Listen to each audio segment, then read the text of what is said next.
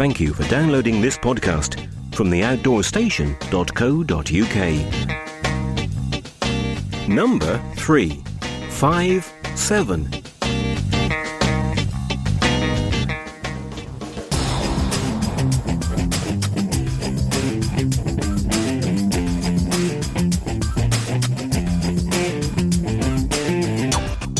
Hello and welcome back to The Outdoor Station and to part 4 of the 5-part series where we're discussing the future of ultralight gear with 3 key makers and shakers in the US cottage industry who have helped shape the ultralight scene into what we see today.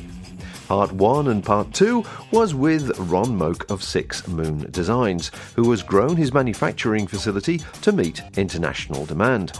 Part 3 was with Henry Shires of Tarp Tent, who is also finding more demand for his lightweight shelters worldwide. These last 2 podcasts are with Glen van Peski, who established Gossamer gear way back in the late 90s, at the same time as both Ron and Henry.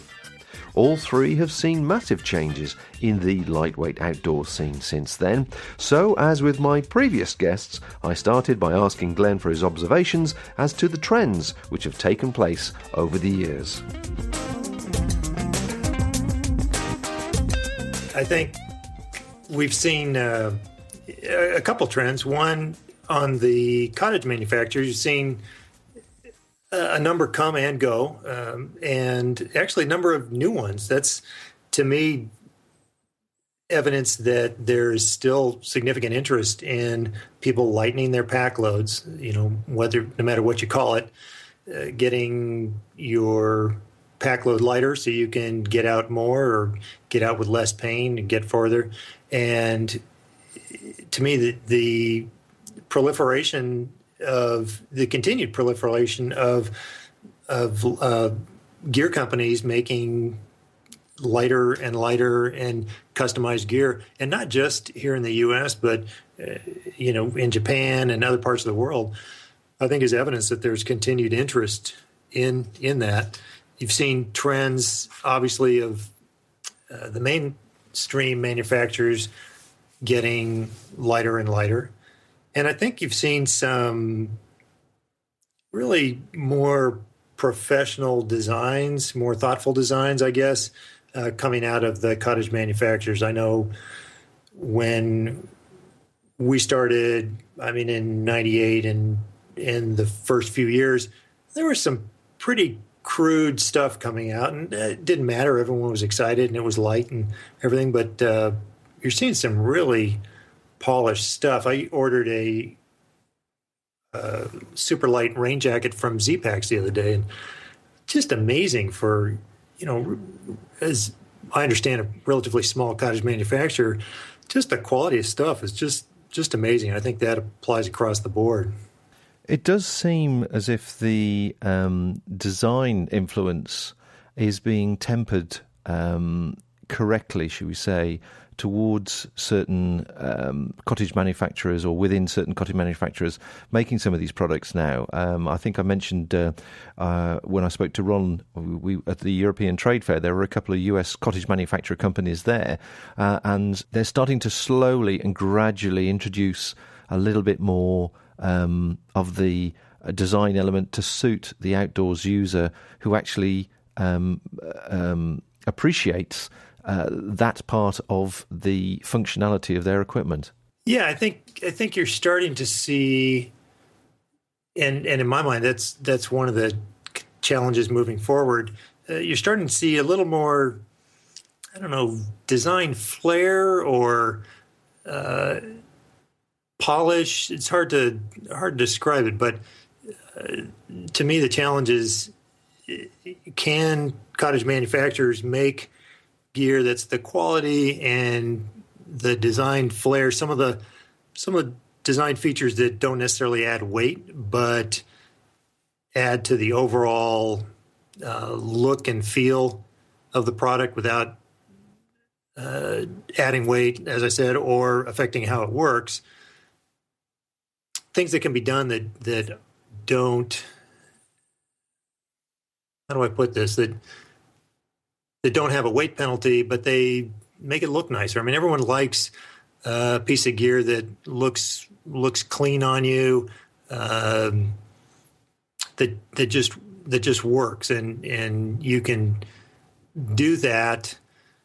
I think, or the challenge is, can that be done without, as you said, falling victim to adding a lot of unnecessary stuff that, people think they want 1-inch daisy chains down both sides, even though they have no idea what to do with them.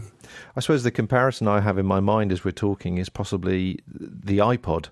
It's a simple unit that played, music, and look at the design development that's gone through, and yet it still does the same thing, and yet each evolution of it just feels perfect in the hand when you actually use it as an item. And I'm sure there are lots of other products of a similar nature, and it's obviously the cottage manufacturers don't have the budget as the larger commercial manufacturers do to invest in design teams. So the people that are doing it, I'm full of praise for them, and I think they're doing a wonderful job, and they should be supported for doing so. Yeah, I think you make a good point on Apple, that obviously that both aspects are important. It has to work, but then it has to, it has to function, and it can look good. Kind of a marrying, I guess, of the function and design components, where the design components enhance how it works, and you don't have unnecessary design components just for the sake of design. Functionality and form, as they say. Yeah, absolutely. Yeah, that's the words I was looking for. Yeah. Functionality and form. We've had a lot of emails and comments that have come back from the previous podcasts that we've released so far. And a lot of people have said, isn't it about time we stop categorizing ultralight items which are ultralight and items which are lightweight and items which are lighter, and actually just concentrate on getting people out to enjoy the outdoors with minimal pain. Now, what are your thoughts on that? Yeah, I agree. That's the end goal, and I think it's important for a couple of reasons. One, for the individuals. We live in many of us anyway, live in such a hyper-connected, busy, hectic world, and I know that's one of the things I enjoy in getting out is, when I'm at home, I'm connected 5 ways to Sunday. But when I am out in the wilderness, I have no cell phone, no GPS, basically nothing electronic, and just being unplugged and having that time to think and enjoy the outdoors and reflect. And so I think that's that's good for the individual, and that's reason enough. Also, to have those places, those vast tracts of wilderness, it's kind of a different situation where you are, but analogous in some ways, that there has to be a kind of an ethos or a general value based on that to preserve those tramping rights in your case, or wilderness in the U.S. case, because people have to vote for that, and taxes have to pay for that, and property has to be protected against developers and people that want to use it for other things. So the more people that can get out into those wilderness areas, I think the more people that ascribe a value to them and will vote either with their pocketbook or they're in the ballot box to preserve those areas for everyone's use. That I totally agree with everything you're saying, but it's ironic that we are using the connected media to extol the virtues of getting unplugging and getting away from it, and obviously from a business point of view as well, spreading the message and telling the story and selling the products and so on. But ultimately, we're saying, well, buy this now, switch off, and go and stand in the countryside, go for that long hike, go for that long walk. Yeah, I agree. It is ironic, and I admit to being guilty of being extremely connected when I'm in the front country. And I know I'm frustrated with people that you get used to that, constantly connected to everything and checking Twitter and Facebook and phone calls and IMs. And I know I'm frustrated with people that when I'm trying to get a hold of someone right then, and it's like, what's the point of having a cell phone if you aren't constantly looking at it? And yet, when I'm in the backcountry, that's one of the things I try and get away from is getting unplugged and disconnected from everything to just decompress. It's a weird balance going back and forth. But I think the one accentuates the other. Yeah, I think that's a good word, actually, decompress, because it does seem to be exactly what we all need these days. But coming back to the point that I was making slightly earlier on about actually the categorising of different weights of items, do you think as a niche that really it's all blurred into one lightweight or lighter ethos and just leave it at that? It's time to stop categorising into ultralight and super ultralight? I agree. It's gotten to the point where the main thing is that people get as light as they want for the skills they have that allow them to take the trips they want to do out in the wilderness. And for everyone, that's a different spot to be. Since I'm an engineer and have a pilot background, I relate to checklists, and so it doesn't matter if I'm going out for 2 weeks or I'm going out for the weekend. I've got a gear list, and it's a gear list for that specific trip. And I've kind of ended up with a kit generally that I'm happy with. I might tweak one or two things, but I don't fixate on the weight. It's, I do note actually when it's near some kind of break point, but that's not the point. The point is to get out with gear that I trust, I know will work, that I enjoy. The flip side is that if you don't have goals, then you don't know where you end up. And so if your goal is to get out more and having less weight allows you to do that, then it probably makes sense to measure that. And I don't measure it against anyone else. I just measure it against myself and past trips and where I want to be. So I guess I'd agree that we don't need the labels. It doesn't really matter. It's a personal choice. And I think there are people that I suspect sometimes, and maybe not so much now, but in the past I've suspected there were people that spent a lot more time with their gear spreadsheet than actually with their gear out in the wilderness.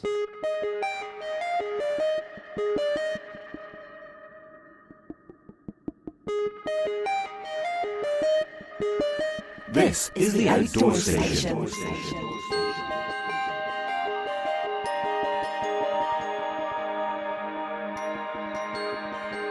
I mean, obviously, Andrew Skirkham mentioned in one of his blog posts relating to the original thing that sort of kicked off the discussion, shall we say, over the last 12 months by Ryan Jordan. And Andrew said he had a term called stupid light. And I thought it was quite good comment that stimulate thought, and it keeps coming back all the time to this knowledge and education, where allowing people time to find the right balance for the right equipment for the right particular trip they're doing. But, you must have thoughts on that. What it always makes me think of is an old Calvin and Hobbes cartoon. And Calvin asks his dad, he notices when they're driving across a bridge and it has a weight, it says maximum load 30,000 pounds or whatever. And he asks his dad, hey, Dad, how do they come up with those numbers? And his dad said, well, they build a bridge and then they drive heavier and heavier trucks across it until one crashes into the river, and then they rebuild the bridge, and however heavy the last truck that safely crossed it, that's what they put on the label. And the last panel is, of course, the mom saying, hey, George, if you don't know the right answer, just say so. But the point is you don't really know where stupid light is until you cross over the line. And I think there's many people that are probably carrying more weight than they need to just because they've never carried too little or carried the wrong gear. And I've been there, and it's not pleasant. And obviously, there's people that die from making wrong decisions, although usually it takes 2 or 3 wrong decisions. And typically find that in talking with search and rescue people, the people that die, it's typically not gear that they didn't have, but experience that they didn't have. But I mean, everyone has to find their right place, and it's a personal choice. For me, I always want to push it a little bit because that's how I figure out if I'm comfortable with what I have. Right. Yeah. Yeah. How do you feel about the sort of the knowledge and education part of it now? Because you did probably it must be 10 years ago, possibly more. You did that lovely DVD on Lighten Up, which I guess you must have distributed and sold thousands of those in recent years. That video, we have sold thousands of them. I don't have that number off the top of my head, but one of the most rewarding comments I've gotten is that one guy said, I've been trying to explain to my wife, and finally she gets it because it was presented in a different format. But I agree with you that education is key, and I find one of the best things I can do for someone is to go with them on a trip and give them kind of permission to try lighter options. I see so many of people's gear choices are based on fear, which is generally conditions that you don't have experience with, and so you're fearful about. And to many people, if there's someone along who they knows how to pick good campsites, how to pitch a tarp in varying conditions, that kind of gives them permission to try it. And then once they've done it once, then they can see, oh gosh, I can do this. This isn't too bad. Then they can do it by themselves, and then in turn they can go take other people and go, hey, we'll take tarps. It'll be fun. I'll show you how. I think education is key, and particularly because many of the lighter choices require a little more skill. Probably anyone can figure out how to set up a 4-pound dome tent, but staying warm and safe and dry in an 8-ounce tarp does take a slightly different skill set. Do you do many of those trips and take sort of people who are unknown to you out and do this? Is this a regular thing you do? It's usually not people that are typically unknown to me. I've done it with a couple people from work at the city, and then I did actually had a fun one recently. It was on our blog. There was a customer. He's a pastor not too far from here up in Big Bear. Young guy, young family, obviously pastor, no money, so he's into kind of making his own gear. And he was reading the blog post about Outdoor Retailer, where Gossamer Gear rented a house, and we had a bunch of people there. And he was reading about my discussion of taking Brian Green out, a well-known blogger over here. And I propose, and this is a trip in the early planning stages of taking him out and just so he can experience what a sub 5-pound pack feels like, on a trip. And so this guy, Jeremy, was wondering, like, gosh, I wonder, what does it take? What are the circumstances that, you could go on a hike with Glen? And then, I don't know, about a week later or something, I forget how our paths crossed, if it was a tweet or post or something. Anyway, there were some emails going back and forth, and I said, hey, I kind of had this date on my calendar to go out in your neck of the woods for the weekend, and someone bailed. What are you doing? And so I ended up going for a hike with him, and I'd never met him before. So now he was already pretty light, so it wasn't like I taught him a lot. But again, it kind of gave him permission to take his lightest stuff on the trip. He just had a comfort level of someone with a little more experience than him, so it let him try some stuff that normally he wouldn't try, and it let him go. I think he did the longest distance he'd ever done because most of his friends are still carrying heavy packs, so that kind of slows him down. Yeah, there's definitely the people that we've sort of helped or advised in our own humble way have always all had an epiphany moment where there might be they might question their approach shoes, their trainers, rather than heavy boots, and question the sense in it, and question everything that they've ever learned about having strong footwear for numerous reasons, which really aren't applicable to their sort of activities, and then they just suddenly have a moment where they go, this really does work, and from that moment on, they start to trust other areas where they've been questioning things over the years. So it sounds like we're all doing the same thing. We're all sharing the love and sharing the knowledge where we can. But it's encouraging to hear that there are still people out there that definitely want to take it that little stage further. I suppose have the company, or make a mistake in company and not feel embarrassed. I think that's probably the best way, because if you're on your own and you make a mistake, and not only you might be embarrassed, but you could also be calling in the emergency services, which is even more embarrassing.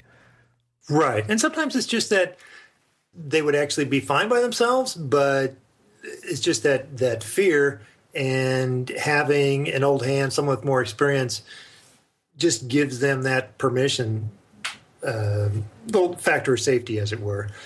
You can't see me here, but I had a huge grin on my face as you were describing convincing someone that approach shoes would be okay for hiking, and they didn't need their big heavy boots, and that moment when they realized that it's true and it does work, they never would have guessed it, and kind of the worlds and the possibilities that open up to them. And I had a huge grin on my face, and I'm sure it's the same for you. Those are kind of the moments we live for, that where you expose someone to something, give them permission to try something, and they figure out, wow, this is awesome. I really can go hiking with less weight and be safe and comfortable, and it works, and think of all the fun places I can go and new things I can do. And that's what I live for. If you have any feedback, questions or suggestions, why not drop us a line either on Facebook or directly to our email address, info@theoutdoorstation.co.uk. The home of UK-based audio and video podcasts for outdoors people everywhere.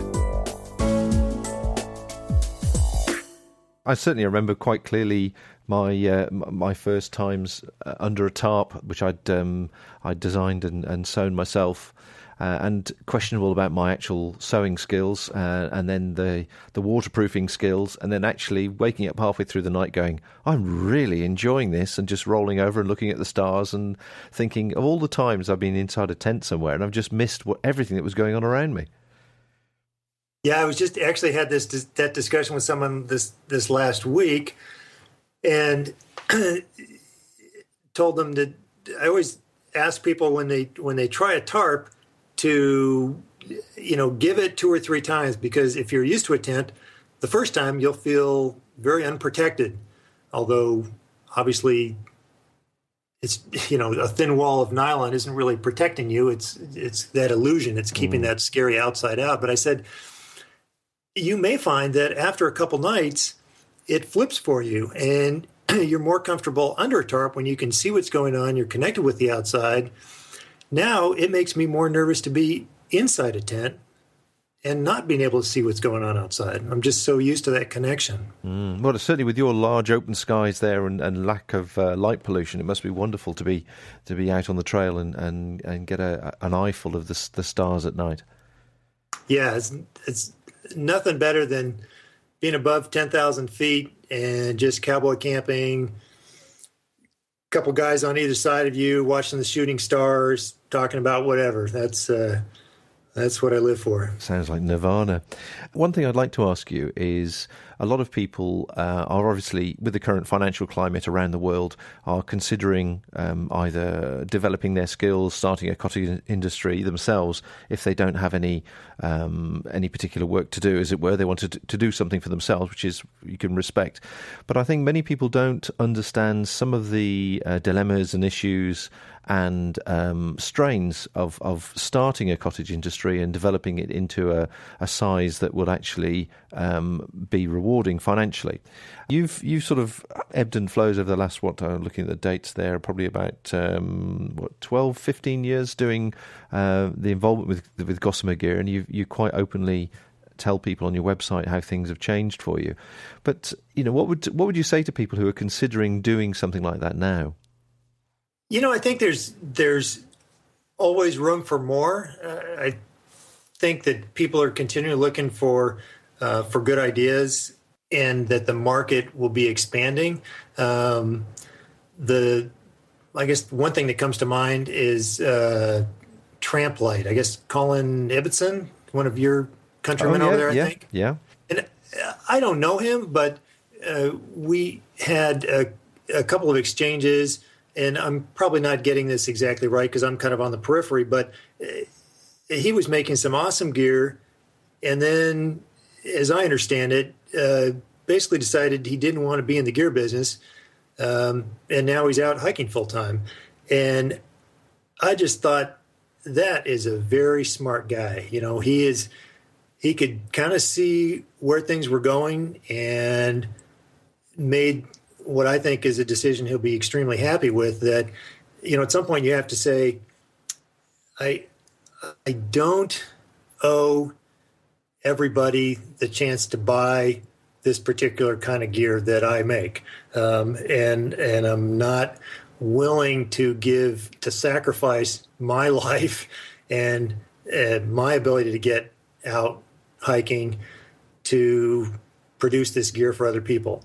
And I probably don't have all the particulars right because, like I said, it's not like I really know him, but he just strikes me as someone that has very carefully weighed the costs and made a decision that I think he'll be happy with. You can easily find yourself, I think, with a small business that, you know, you give up your hiking, what kind of got you into it in the first place, to run a small business. Although there are plenty of examples of people. I know Brian Frankel always used to close down the company for a couple of months while he did his big hikes. I think Joe from Z-Packs is out hiking for an extended period. So people figure out how to do it, but I guess that's the danger. And there's a lot to running a business that's not really related to making gear. I mean, I found this when I had my own engineering company. After a while, I got up to 12, 13 people. I wasn't really doing engineering anymore. I was running a small business, and that was fun and rewarding, but it was different than doing engineering. So, Yes, yeah. I mean, it's a very good point. Actually, I haven't spoken to Colin for a while, but certainly, as I understand it, you've got the story pretty straight there. That his idea and his concept was great, and people were starting to really be keen and interested in it. Once he looked into the hassle factors of manufacturing and trying to take it from the design concept into something a little bit more consistent. You're right. I think he weighed up very, very carefully what his future would hold for him, and I think he's definitely probably made the best choice and getting a lot more pleasure from it. Yeah, and that has something to do with the choices I made, with not taking any salary from Gossamer Gear, because it allows me to limit my involvement so that it doesn't interfere with my ability to get into the outdoors. So I think for me anyway, it's worked out to where I kind of have the best of both worlds. I have the connection to the industry. I have some input, and it's allowed me to meet and hike with a bunch of people that otherwise I would not have. But ultimately, it still allows me to hike and me decide where I want to go and what I want to do. So.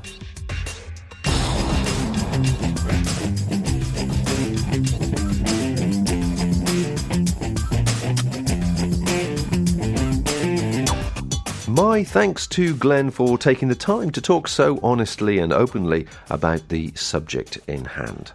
As you heard, there's more to running a small cottage industry or manufacturing business than maybe meets the eye.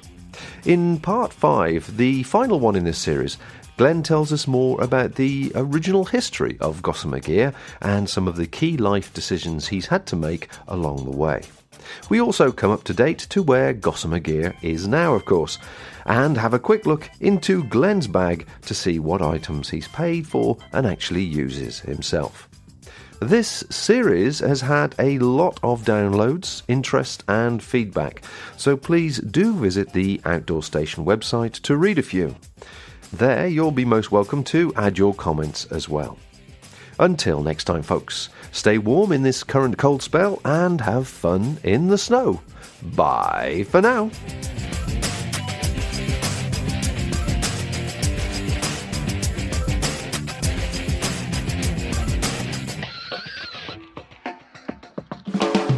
Thank you for listening to this podcast. To hear more from our extensive free library, please visit the website at theoutdoorstation.co.uk, the home of UK-based audio and video podcasts for outdoors people everywhere.